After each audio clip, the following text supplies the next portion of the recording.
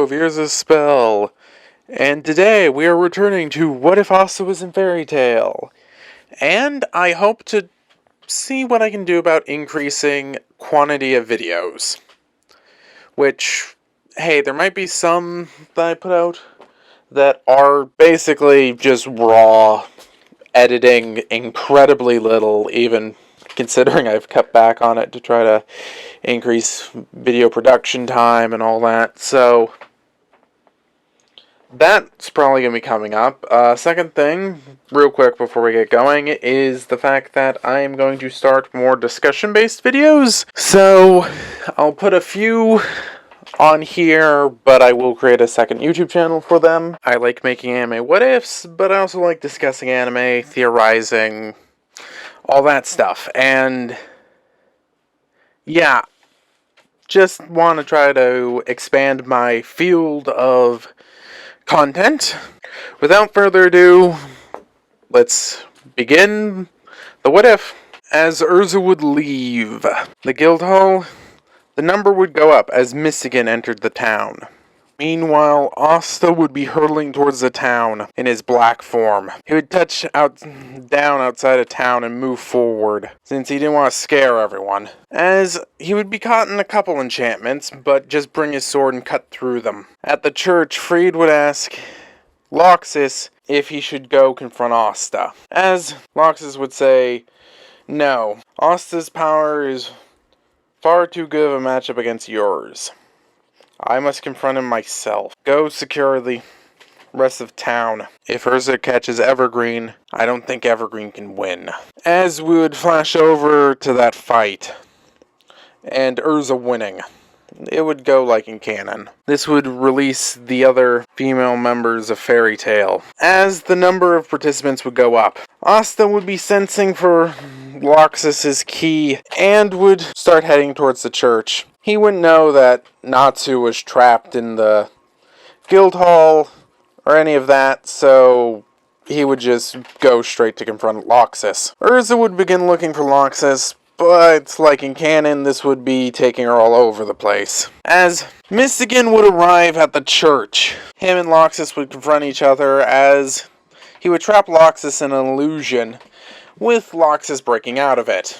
With Asta arriving, Loxus, knowing that he had to take this serious with both Mystigan and Asta here, as he started unleashing his Dragon Slayer magic. As Asta, despite already using it once today, would go into his black form. The battle would be fierce. Mystigan and Loxus would normally have been fairly evenly matched, but with Asta it would tip the scale. With Asta either cutting through or bouncing back most of Loxus's attacks. Loxus would be pushed up against the wall, with parts of the church being destroyed. As the battle would keep going, Loxus would destroy Mystigan's mask.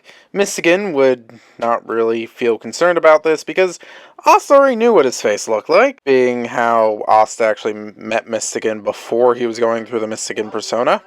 I'll elaborate on that later. As Loxus would be panting, with Asta having his Black Asta form, which had turned the fight into a complete one-sided match. Mystigan even more or less providing a support role for Asta. Loxus saying, I didn't even realize you got a new form. So, I guess you combined Mary Jane's takeover magic with your own anti-magic ability somehow? With Asta responding, yeah.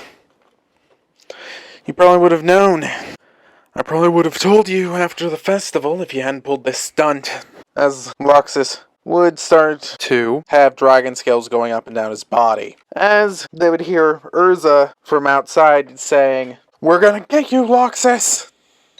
As Mystigan was caught off guard, trying to think of what to do, as Loxus, using his superior speed, would use a lightning dragon claw to hit Mystigan. Mystigan would be slammed against the wall, Asta being sure some of his ribs were cracked.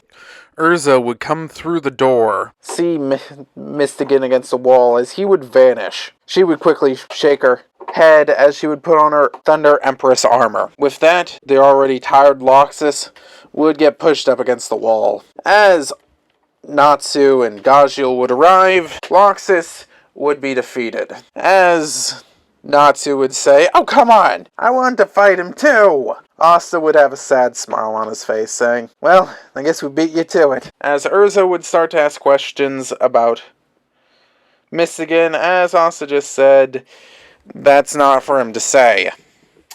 Urza would not stop, though.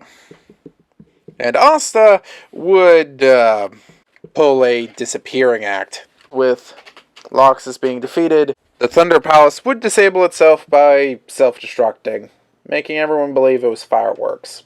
Later that evening, as Asta got back to the guild hall, he found out that Makarov had a minor heart attack. And Loxus would be kicked from the guild. Some members of the guild thought Loxus should be forgiven for his actions, but Asta felt it was necessary. Though he felt Makarov should have at least said that maybe one day he'll be able to return, Loxus would leave, telling Thunder Legion that they should stay, since Makarov wasn't expelling them too. As the festival would continue with the floats, with Natsu's being much more impressive since he wasn't wrapped in bandages. Asta would stand atop of one of the floats with his Demon Dweller sword raised high. And that's where I'm going to leave it. If you like this video, please like, share, and subscribe. And yeah, I think I might do some more just videos where I just don't really do significant editing at all. If you're interested in that, put in the comments. And see you around the channel. The Spellry out.